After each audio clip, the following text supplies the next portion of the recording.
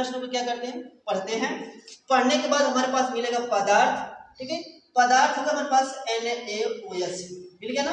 कहेंगे NaOH का भार कितना हमारे पास है, कितना मिलेगा हमारे पास है 5 ग्राम। कितना मिला हमारे पास 5.0 ग्राम दिया है ना, तो जीरो को भी हम लोग हटा सकते हैं, कोई इसको मायने नहीं करेगा जो है। अब कहेंगे हम लोग कि यहाँ NaOH मिला हमारे पास, NaOH का कितना भार हुआ 5 ग्राम। अब निकालते हम लोग है NaOH का और भार, तो हम लोग लगाते लगाते ना हाइब्रिड बना लो इसका, और भार कितना होता है 40 होता है। क्या होता है 40 होता है। तो अब इसके बाद हम लिखेंगे विलायक का द्रव्यमान जो है, विलायक का हमारे पास जल है ना, विलायक का द्रव्यमान कितना दिया हमारे पास 250 दिया हुआ है। तो इसको किसी मतलब हम लोग ग्राम में दिया है ना, इसको हम किलोग्राम में बदल दें, तो 250 अब बटे में 1000 से भाग दे देंगे, इसमें किसी बदल जाएगा किलोग्राम में, यानी 0 कट गया तो 25 से होगा 100, यानी 1/4 और 1/4 हम लिख सकते 10.25 kg लिख सकते हैं। अब देखो हम लोग अब क्या निकाला हमारे पास है, सूत्र में क्या होता है, देखो यहाँ सबसे पहले निकालेंगे इस्मालियन बराबर, इस्मालियन क्या है विलेय के मोलों की संख्या है। तो मोलों की संख्या याद करते हैं, तो मोलों की संख्या और पदार्थ का भार बटा में अणुभार होता है। तो पदार्थ का भार जो हमारे पास जो इस्मालियन पदार्थ का भार क्या 5 और बटे में 10.25 हो गया, और 10.25 कितना हमारे पास हो गया 40 हो गया, क्या हो गया 40। तो 5 बटे 1 बटा कितना हो गया 8 हो गया, तो 1/8 हम लिखकर छोड़ देते हैं। यहाँ पर मोलों की संख्या कितना निकला 1/8। अब सूत्र लगाएंगे हम लोग जो है कि मोल लता बराबर, मोल लता बराबर क्या होता है विलेय के मोलों की संख्या, मोलों की संख्या अब बटा में विलायक का, ठीक है, विलायक का कौन सी द्रव्यमान किसमें रहेगा हम लोग का केजी में। तो अब बता दो यहाँ पर जो है मोल लता है, तो विलेय के मोलों की संख्या कितना निकला है 1/8, यहाँ पर रखो 1/8। अब पूरा के बटा में कितना हमारे पास हो जाएगा विलायक का द्रव्यमान का 10 हो गया। अब इस पर लगाते हैं हम लोग किसका नियम है, बाह्य पदों का नियम लगाएंगे, तो हुए हमारे पास कितना 1/8 × 10.25, तो 25 कितना होता है 200 होता है। लिख सकते हैं हम लोग हैं कि 1/200, 2.00 हो जाएगा, कितना। अब मिला हमारे पास 1/2, 1/2 का मतलब 10.5, ठीक है। कितना हमारे पास है स्मॉल यम बराबर 10.5। अब इसका इकाई लिखते हम लोग हैं, इकाई हम बताए हैं, देखो यहाँ पर विलेय के मोलों की संख्या मोल हो जाएगा अप्रति, लिखे तो लोग मोल अप्रति केजी, ये हमारे पास हो जाएगा आंसर आ जाएगा, ठीक है। देखो दिया है हमारे पास क्वेश्चन नंबर जो है 2 है कि एक लवण का भार, ठीक है, एक लवण का भार 60 है, एक अणुभार लवण का अणुभार 60 है, क्या है 60 है। इस लवण के 9 ग्राम को 250 ग्राम जल में घोला गया है। प्राप्त विलयन की मूल लता क्या करना हमें ज्ञात करना, ठीक है। जो प्राप्त हमारे पास विलयन होगा उस विलयन का हमको मूल लता ज्ञात करना है। तो प्रश्न का सेंस समझना जो है, पहले हमारे पास जो तत्व है जो पदार्थ है उसका अणुभार क्या कर दिया है दे दिया है ना, तो हम लोग को ज्यादातर ज्ञात करना नहीं है, सबको दिया हम लोग का है, ठीक है।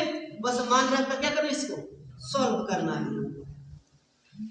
सबसे पहले प्रश्न को हम पढ़ते हैं, अणुभार दिया है लवण का अणुभार, कोई लवण मान लेते हैं, माना लवण बराबर 1 मान ले, हम मान लेते हैं कि माना लवण बराबर कितना बराबर जो है कैपिटल एक्स मान ले जो है, तो एक्स का भार कितना दिया है, एक्स का और भार बराबर कितना 60 दिया है।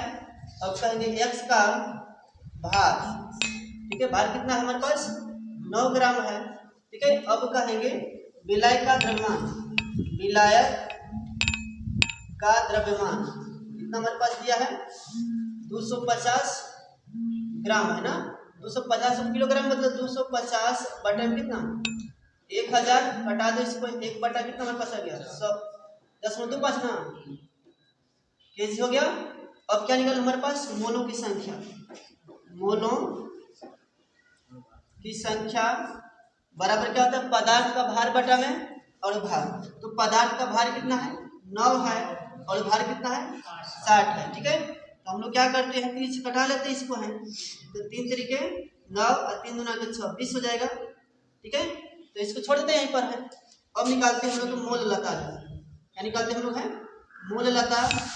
अब मोल लता बराबर तुम्हारा हो जाएगा कि विलेय के मोलों की संख्या, तो विलेय के मोलों की संख्या क्या हमारे पास है 3 बटा में 20 है और नीचे विलाय का द्रव्यमान हो जाएगा 10.25 जो है, ठीक है।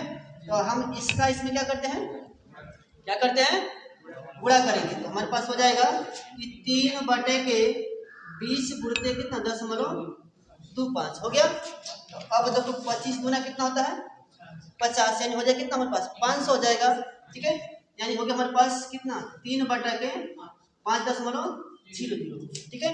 यानी इसको लिख सकते हैं हम लोग हैं कि 3 बटा में 5। तो अब हमारे पास भाग देंगे कितना 10.6 बार, तो हमारे पास कितना गया बराबर 0.6, ठीक है, क्योंकि 5 छक्के क्या हो जाएगा 30 हो जाएगा, जैसे भाग दो ऐसे 3 में कितना 5 का 0.5 छक्का 30, ठीक है। तो अब इसको क्या लिख सकते हैं मोल प्रति केजी, ठीक है। आंसर ऐसे आ जाएगा, आ रहा है समझ में, मतलब मैं ऐसे लगाना हम लोग 500 ग्राम जल में विलय किया गया है 10 ग्राम कास्टिक सोडा यानी NaOH को कितना ग्राम को 500 ग्राम जल में घोला गया है। प्राप्त विलयन की मोल लता ज्ञात कीजिए, ठीक है। प्राप्त विलयन क्या करना हमको मोल लता ज्ञात करना है। और इसको आ रहा है 10 लगा दो इसको, तो हम इसको भर लें।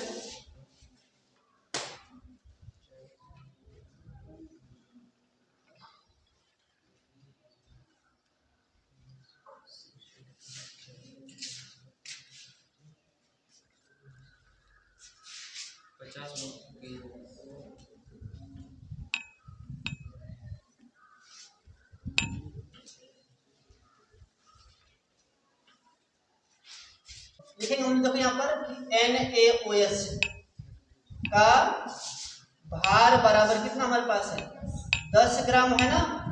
अब देखो NaOH का अणुभार बराबर कितना हमारे पास होगा 40 हो जाएगा। अब कहेंगे द्रव्यमान जो है, द्रव्यमान कितना हमारे पास हो जाएगा 500 हो जाएगा। अब 500 का मतलब कितना है 500 बटा में 1000, कटा लो इनको जो है 1 बटा कितना है हमारे पास 2, 1 बटा कितना आएगा 2 बराबर क्या लिख सकते हम लोग है 10.5 हो गया। अब लिखेंगे हम लोग मोललता बराबर मोलों की संख्या बराबर हो जाता है हम लोग का जो है पदार्थ का भार 10 और बटा में कितना 40 बटे के हमारे पास 1 बटा कितना गया 4। अब लिखो तो मोल लता बराबर आइसक्रीम कितना हमारे पास 10.25 हो जाएगा। लिख सकते हो कि मोलों की संख्या कितना है 10.25 बटे में कितना 10.5। ऊपर नीचे क्या करते हैं 100 का गुणा कर देते हैं, तो ऊपर हो गया 25 और बटा में 50 हो जाएगा ना, ठीक है, कितना जगह, तो कितना हमारे पास आ गया यहाँ पर 50 हो गया, यानी 5/10, 5 एक 5, 5 दूना के 10, यानी 1/2 बराबर कितना 10.5 मोल प्रति केजी आ जाएगा। ठीक है, तो ऐसे सवाल हम प्रश्न में दिया हुआ है, उसको खोज के क्या करें हम लोग लगाएंगे, आरएस बनाएंगे। मोलरता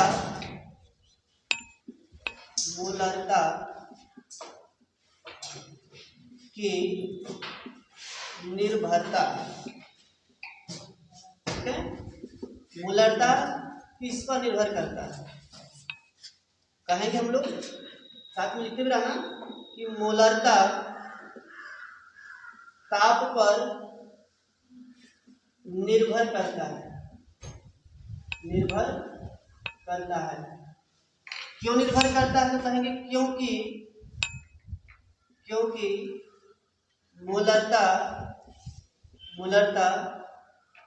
मोलरता का आयतन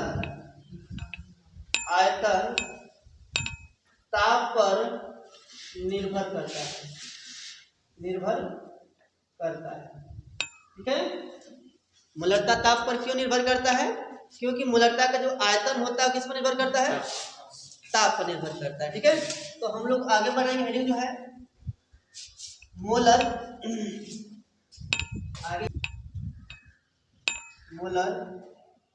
विलयन।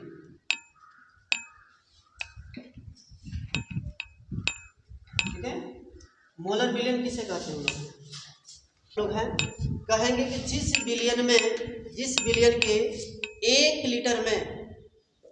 लीटर में उपस्थित 1 मोल को हम लोग क्या कहते हैं, विलयन का मोलर कहते हैं, यानी मोलर विलयन कहते हैं उसको। क्या बोले हम लोग, जिस विलयन के 1 लीटर में उपस्थित 1 मोल को हम लोग क्या कहेंगे, लिख दो इसको, और संक्षेप में इसको लिखा जाता है 1 यम लिखा जाता है, कैपिटल यम है। यह मोलर विलयन को संक्षेप में 1 मोलर कहा जाता है। चूंकि सभी सवाल को अगर हमसे कह दिया कि सेंटी में, ठीक है, 1 सेंटी मोलर m/100, ठीक है, जैसे मान लो कि m/100 क्या है, m/100 क्या हमारे पास है, उस विलयन की मोलरता है, क्या है, उस विलयन की मोलरता। जो प्रश्न हमसे कह दिया कि 1 यम का मतलब मोलर विलयन है, क्या है, मोलर विलयन है, तो उस विलयन में कितना घोला हुआ है, 1 मोल घोला हुआ है। ठीक है, तो उस प्रश्न के अनुसार इसको सॉल्व करते हम लोग, क्योंकि हम लोग के पास मिल जाता है डेसीमोलर, सेंटीमोलर और मिल जाता है हमारे पास मिलीमोलर जो है। ठीक है, तो मिलीमोलर का मतलब क्या आ जाएगा, 1/1000 है ना, तो लिख सकते हैं 1 ml मोल जो है, ठीक है, मोलर बराबर क्या लिख सकते हैं, m/1000 लिख सकते हैं। परिभाषा लिख इसको बता लेना जो है, देखो परिभाषा, लीटर में 1 लीटर में विलय का 1 मोल विलय का 1 मोल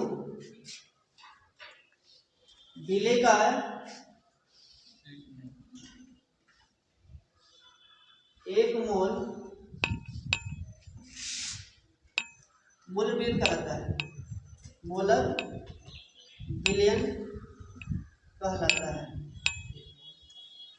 1 मोल मोलर विलयन कहलाता है।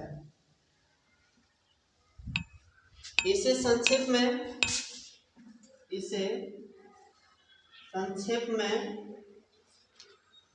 1m से क्या करते हैं, प्रदर्शित करते हैं। अब पूरा उतार पर एक चीज अब तुमको मिल जाएगा जो है, आगे कहेगा इसी में जो है कि ग्राम प्रति लीटर में सांद्रता बराबर होता है मोलर विलयन की मोलरता गुणित विलयन का कौन सी? मोलर द्रव्यमान, मोलर द्रव्यमान, ठीक है ना। यह सूत्र हो जाएगा मोल। सांद्रता यदि मोलरता सबको क्या बताना होगा? सांद्रता ज्ञात करने यदि मान लो प्रश्न में मोलरता नहीं दिया है, ठीक है, तो मोलरता हम क्या करेंगे? ज्ञात करेंगे। और साथ में क्या दिया? उसका मोलर द्रव्यमान दिया है। तो जैसे मान 1 मोल 2 मोल 10 मोल दिया है, तो मोलरता हम लोग द्रव्यमान मिल जाएगा, मोलर द्रव्यमान। अब इसके तो हम लोग कहेंगे यहाँ पर मोलरता की निर्भरता, मोलरता की निर्भरता जो है, तो हम लोग बताएंगे ही कि जो मोलरता होता है वो ताप पर निर्भर नहीं करता है। जो मोलरता होता है वो ताप पर निर्भर नहीं करता है। क्यों नहीं करता है? क्योंकि विलायक का जो द्रव्यमान ताप पर निर्भर नहीं करता है, ठीक है। हम लोग कह सकते हैं कि मोलरता ताप पर निर्भर नहीं करता है, नहीं करता है। क्यों नहीं करता है? क्योंकि विलायक का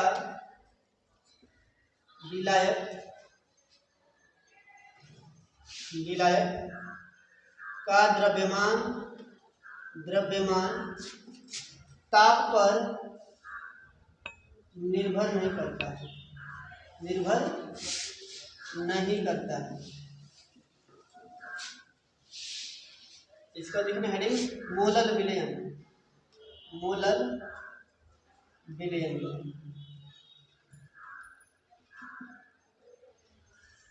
जैसे मोलर विलयन था, इस पर क्या है हमारे पास? मोलर विलयन जो है, यानी मोलर सॉल्यूशन कहेंगे इसको हम इंग्लिश में, ठीक है। मोलर विलयन किसे कहते हैं हम लोग? जैसे मान लो कि हम लोग मोलर द्रव्यमान कहा कि 1 लीटर विलयन में विलय का 1 मोल, क्या कहला है हमारे पास? मोलर विलयन कहला है ना। उसी प्रकार हम लोग कहेंगे तो कि मोलरता है, तो मोलरता किलोग्राम में होती है। कहेंगे कि 1 किलोग्राम में विलय का 1 मोल उपस्थित होने पर विलयन का 1 मोलर कहलाता है, ठीक है। यहाँ पर बस हम किलोग्राम यूज करेंगे और मोलरता में लीटर को यूज करेंगे, ठीक है। बस डिफरेंट इतना ही तक है और ज्यादातर अंतर इसमें नहीं है। कहेंगे कि एक, ठीक है, विलयन का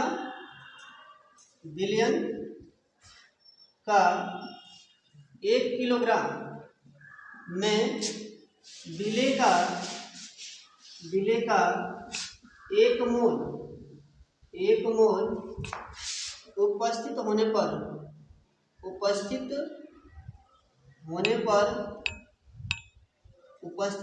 पर विलयन का 1 मोल कहलाता है। विलयन का मोलर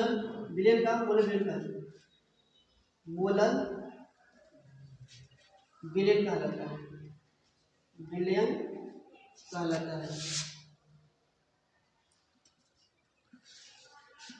इसे संक्षेप में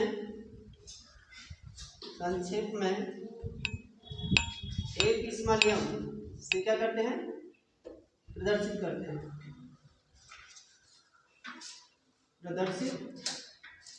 करते हैं, ठीक है। तो इसमें उसी प्रकार से हम लोग जहाँ पर कैपिटल कैटोरियम था वहाँ पर क्या कर देंगे? इस्मालियम कर देंगे, ठीक है।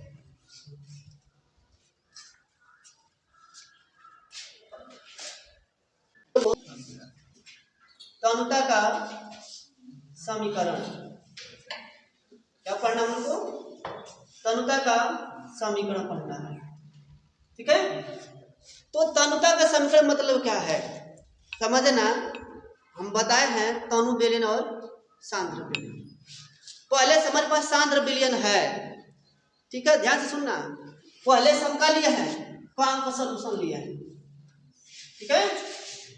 क्या लिया हम लोग? काम सबसे मतलब सांद्र विलयन लिया हमने। क्या लिया है? अब इसको और तनु करना है। क्या करना है? तनु करना है। और अधिक मात्रा क्या करना हमको? तनु करना है। हमको क्या करना पड़ेगा? क्या मिलाना पड़ेगा? अरे विज्ञान की भाषा में बोले विलायक मिलाना पड़ेगा। क्या मिलाना पड़ेगा हमको? यानी किसी पदार्थ को, ठीक है, तनु करने के लिए अधिक क्या करते हैं हम लोग, विलय की मात्रा मिलाते जाते हैं और विलयन क्या होता जाता है, तनु बनता जाता है। ठीक है, क्या होता है, तनु बनता जाता है, तो वही विलयन क्या तुम्हारे पास होता है, तनुता का समीकरण मिलता है। तनु विलयन इसको कहते हैं हम लोग है, यानी M1V1 बराबर M2V2। इसका बड़ा योगदान है केमिस्ट्री में। ठीक है, जैसे मान लो कि हम लोग वर्तमान में तो पढ़ाई कर रहा है, ठीक है, पहले रासायनिक परिवर्तन को